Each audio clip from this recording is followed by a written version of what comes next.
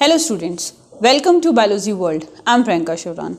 In the previous videos, we have started evidence of organic evolution, and in the same series, today we'll discuss about evidence from embryology and evidence from biogeological distribution. So first we'll talk about evidence from embryology. Embryology, that is study of embryo. Embryo and logy is from the word that is logos, and logos means to study. सो यहाँ पे क्या है कि embryo की study से हम evidence या फिर जो एम्ब्रियो की स्टडी है वो एज ए एविडेंस यूज़ किया गया है ऑर्गेनिक इवोल्यूशन में. इसमें कुछ जो बायोलॉजिस्ट हैं उनके कुछ लॉ हैं, कुछ थ्योरीज उन्होंने एम्ब्रियोलॉजी के रिगार्डिंग दी है, जिसमें फर्स्ट आती है about Baer's law. Baer's law that was given by the von Baer. Von Baer, he is the father of embryology. क्या बोला जाता है इनको? Father of embryology. तो इन्होंने क्या कहा कि कोई भी एक एम्ब्रियो है तो जब इस एम्ब्रियो में सबसे पहले जो चाहे एंसेस्टर्स के कैरेक्टर कह दो या इसको हम जनरल कैरेक्टर्स भी कह सकते हैं, किसी भी एम्ब्रियो में सबसे पहले फर्स्ट जो कैरेक्टर्स अपीयर होंगे वो या तो एंसेस्टर्स के कैरेक्टर होंगे या जनरल कैरेक्टर्स होंगे, और इसके बाद जो स्पेशल कैरेक्टर्स है, स्पेशलाइज्ड कैरेक्टर्स हैं, वो डेवलप होंगे, अपीयर होंगे. मतलब जब एक जाइगोट से एम्ब्रियो बनेगा और एम्ब्रियो बनने के बाद उसमें जब कैरेक्टर्स डेवलप होना स्टार्ट होगा तो पहले जो कैरेक्टर्स डेवलप होंगे वो क्या होंगे? वो होंगे एंसेस्ट्रल, कि भाई जो उनके पूर्वजों के जो कैरेक्टर्स हैं या जनरल कैरेक्टर है जो हर एक स्पीसीज़ में पाए जाते हैं वो कैरेक्टर्स डेवलप होंगे. उसके बाद उस स्पीसीज़ के जो स्पेशल कैरेक्टर्स हैं वो उस एम्ब्रियो में डेवलप होंगे. तो ये किसने कहा?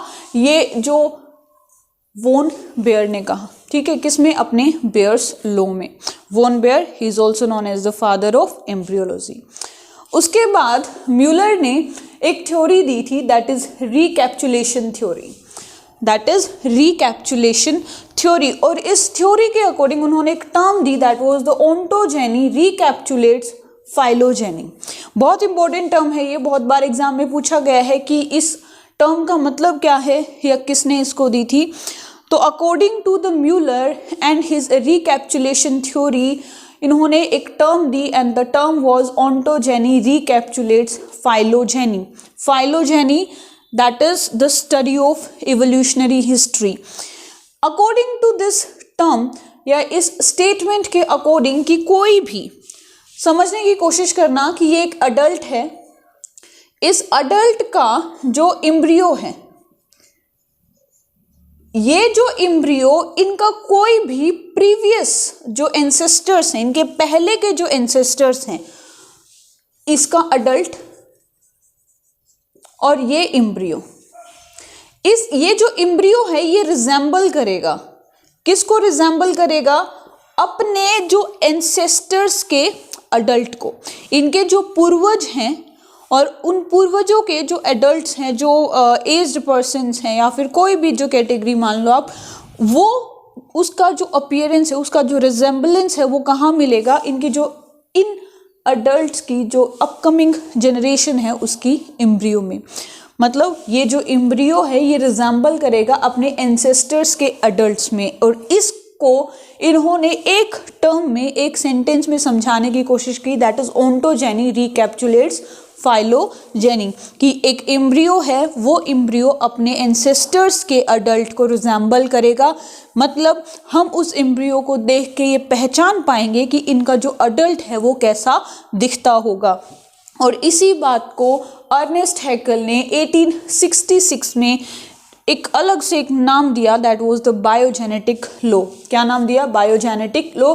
और अर्नेस्ट हैकेल ने भी यही बताया, ओंटोजेनी रिकैप्चुलेट्स फाइलोजेनी, मतलब कि एक एम्ब्रियो अपने एंसेस्टर्स के अडल्ट को रिजेंबल करता है. लेकिन वॉन बेयर ने 1866 में तो अर्नेस्ट हैकेल ने ये थ्योरी दी, लेकिन वॉन बेयर ने उससे पहले ही जो बायोजेनेटिक लॉ है या रिकैप्चुलेशन थ्योरी है उसको डिस्प्रूव कर दिया. ये थ्योरी आने से पहले ही वॉन बेयर ने रिकैप्चुलेशन थ्योरी को या फिर हम कह सकते हैं बायोजेनेटिक लॉ को डिस्प्रूव कर दिया कि ऐसा कुछ नहीं होता है। जो एम्ब्रियोज हैं दे आर स्पेशल, इनके अंदर स्पेशल कैरेक्टर्स डेवलप होते हैं और इनका रिजेम्बलेंस अपने अडल्ट्स में, अपने एंसेस्टर्स में नहीं होता है। तो यहाँ पर क्वेश्चन जो बनता है first, that who is known as the father of embryology, that is von Baer. क्या दिया था इन्होंने? Baer's law. पूछ लेगा according to Baer's law what type of characters used to develop in embryo. So first general characters develop and later on the specialised characters are seen in an embryo. Then who had given the recapitulation theory? So Muller ने theory दी थी। क्या था इस theory के according? Ontogeny रिकैप्चुलेट्स phylogeny, या फिर ये जो टर्म है ऑन्टोजेनी रिकैप्चुलेट्स फाइलोजेनी, ये किस थ्योरी में दी गई थी? रिकैप्चुलेशन में।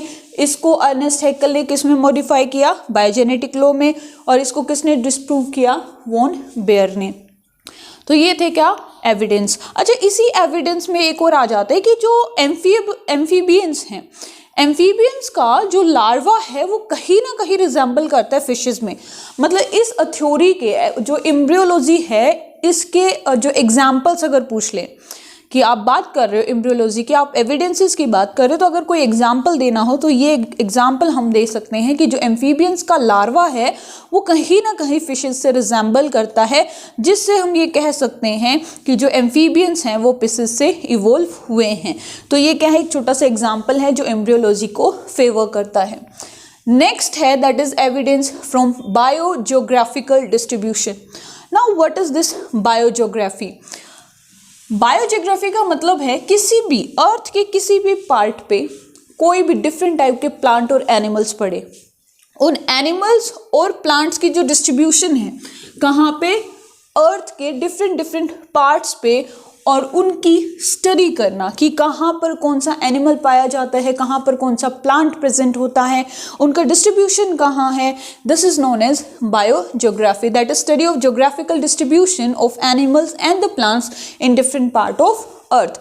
कि जो अर्थ के डिफरेंट पार्ट्स पे जो एनिमल और प्लांट डिस्ट्रीब्यूटेड हैं, कहाँ पे प्रेजेंट रहते हैं, उनकी लोकेशन कहाँ है।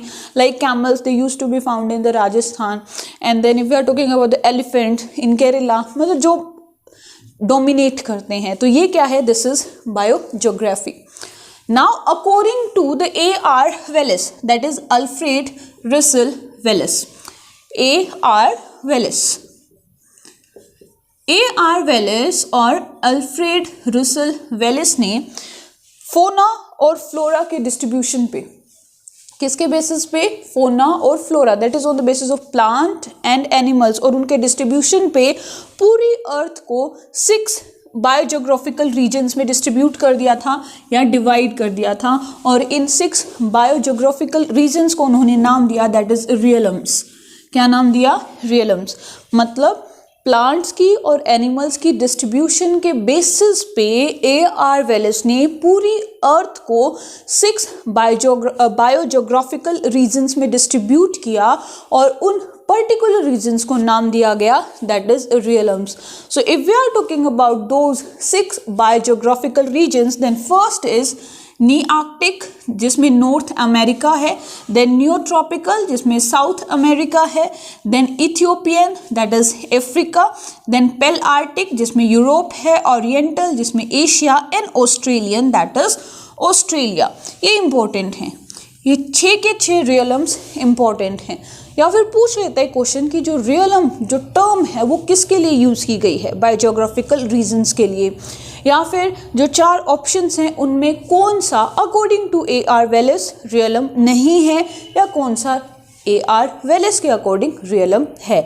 तो ये 6 याद रखने हैं, that is Nearctic North America, Neotropical South America, Ethiopians Africa, Palearctic that is Europe, Oriental Asia, Australian Australia. Actually पहले जो Australia it was a part of Asia, ठीक है, लेकिन बाद में क्या हुआ कि इसके अंदर जैसे प्रोटोथेरियंस और यूथेरियंस, प्रोटोथेरियंस यूजुअली ऑस्ट्रेलिया में पाए गए, उसी के बेसिस पे क्या है इनको अलग अलग कॉन्टिनेंट्स बना दिए गए। और जो पूरी अर्थ है या फिर जितने भी कॉन्टिनेंट्स हैं उनको सबसे पहले नाम दिया गया था दैट वाज पेंजिया, मतलब it was a complete land mass, इसको कॉन्टिनेंट्स में डिफ्रेंशिएट नहीं किया गया था और क्या बोला गया था उस कंप्लीट लैंड मास को, दैट इज पेंजिया। फिर ये जो पेंजिया है इसके अंदर कॉन्टिनेंटल ड्रिफ्ट हुआ और डिफरेंट कॉन्टिनेंट्स की फॉर्मेशन हुई। तो यहाँ पर जो भी प्रोटोथेरियंस हैं, यूथेरियंस हैं, कार्निवोरस हैं, ओमनिवोरस हैं, उनकी डिस्ट्रीब्यूशन के बेसिस पे हमने डिफरेंट कॉन्टिनेंट्स की फॉर्मेशन की या फिर उनके जो फॉसिल्स हैं वो पाए गए। तो इन्हीं एविडेंस के साथ एक न्यू टॉपिक हम स्टार्ट करेंगे नेक्स्ट वीडियो में, दैट इज अडेप्टिव रेडिएशन, जिसमें डार्विन का बहुत इंपॉर्टेंट रोल था। या कह सकते हैं कि अभी तक जितने भी एविडेंस पढ़े हैं उनमें सबसे इंपॉर्टेंट जो आता है that is about the adaptive radiation, about the different type of evolution जो हमने होमोलॉजी एनालॉजी में पढ़ा था, कन्वर्जेंट इवोल्यूशन, डाइवर्जेंट इवोल्यूशन, उसी को हम पढ़ेंगे किसमें, अडेप्टिव रेडिएशन में। So that's it for today. If you like my video then please share and subscribe my channel. Thank you.